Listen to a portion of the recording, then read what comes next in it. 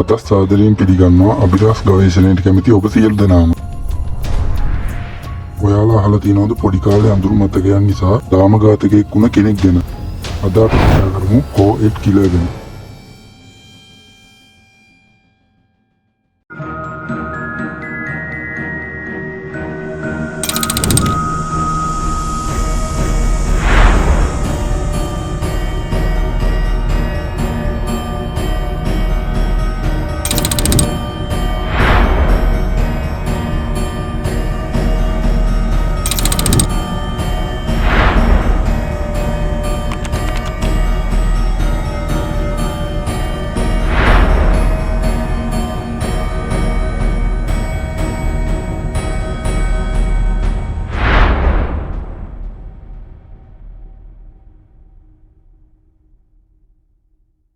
එදදාස් 948දී කැලිෆෝනියාවේ බර්බෑන්ක් වල දෙවන එඩ්මන්ඩ් කෙම්පර් සහ ලැනෙල් ස්ටැම්බර්ග්ට පුතෙක් ඉපදෙනවා. මෙයාගේ නම තුන්වන එඩ්මන්ඩ් කෙම්පර්.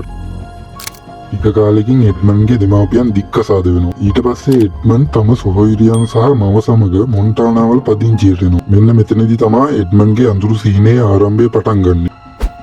මෙතනින් පස්සේ එඩ්මන්ඩ්ගේ මව එන්නම වෙනස් වෙන්න පටන් ගන්නවා. අපයෝජන පහර දීම් වැනි ශාරීරික පීඩා වගේම මව විසින් වරින් වර ඔහුට රාක්ෂයා ලෙස බැනවැදී ඇති අතර කිසිම කාන්තාවක් ඔහුට කිසි දවසක ආදරය කරන්නේ නැති වෙයි කියලා එක මානසික පීඩාවන්ට එඩ්මන්ඩ් පත් කරනවා. කොටින්ම ඔහුගේ සහෝදරයන්ට හානියක් කරයි කියලා බිම්මහලේ නිදාගන්න කියලා එඩ්මන්ඩ්ට මව විසින් බල කරනවා. මේ නිසා තමන්ගේ සහෝදරියන් වූ සූසන් සහ ඇලින් මෙන්ම මව කෙරෙහි එඩ්මන්ඩ්ගේ හිතේ වෛරයක් උපදිනවා. එඩ්මන්ඩ්ට වයස අවුරුදු 10දී ගෙදර හිටපු පූසව මෙයා මරලා දානවා. එතනින් නැවතුනේ නැහැ. ටික කාලෙකින් මෙයා ආයි පූසෙක්ව මරනවා. තවද ඔහුගේ සහෝදරියන් සහ බෝනික්කන් එක්ක එක බයි හිතෙන සෙල්ලම් කරන්න පටන් ගන්නවා.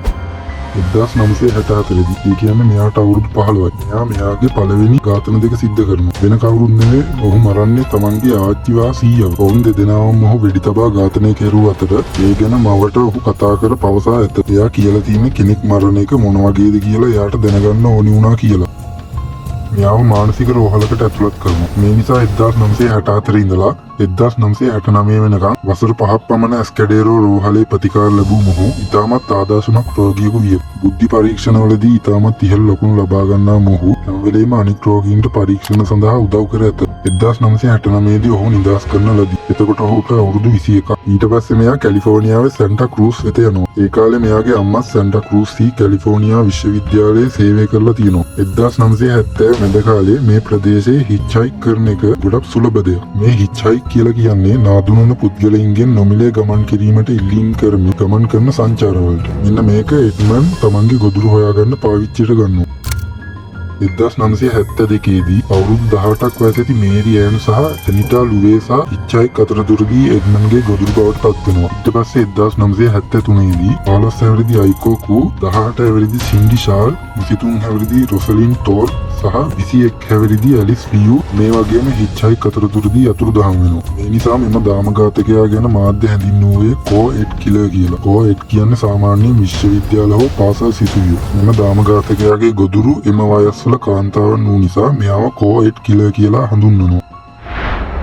1973 අප්‍රේල් 20 දී සැන්ටා ක්‍රූස් හීදී තමන්ගේ මවත් ඔහු විසින් ඝාතනය කරනු ලබනවා. ඒ අය නිදාගෙන සිටියේදී. ඒ වගේම ඒ වෙලාවේ ඇය සමග සිටි ඇයගේ මිතුරිය සාරා හැලට්ටත් ඝාතනය කරනවා.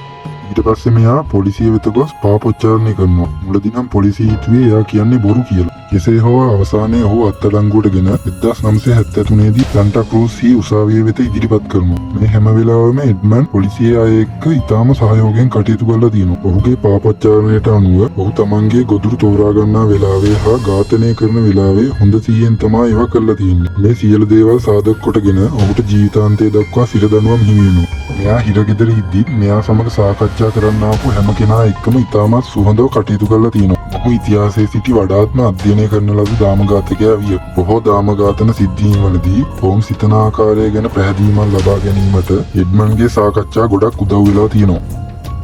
ඉතින් මේ එඩ්මන්ඩ් කියන්නේ ඇත්තටම ගොඩක් බුද්ධිමත් කෙනෙක්. ඔහුගේ මවගේ ක්‍රියා හා කුඩා කාලයේ සිදු කම්පනයන් නොතිබුණා නම් ඔහු අද ඉතාමත් දක්ෂ මිනිහෙක් වෙන්න තිබුණා.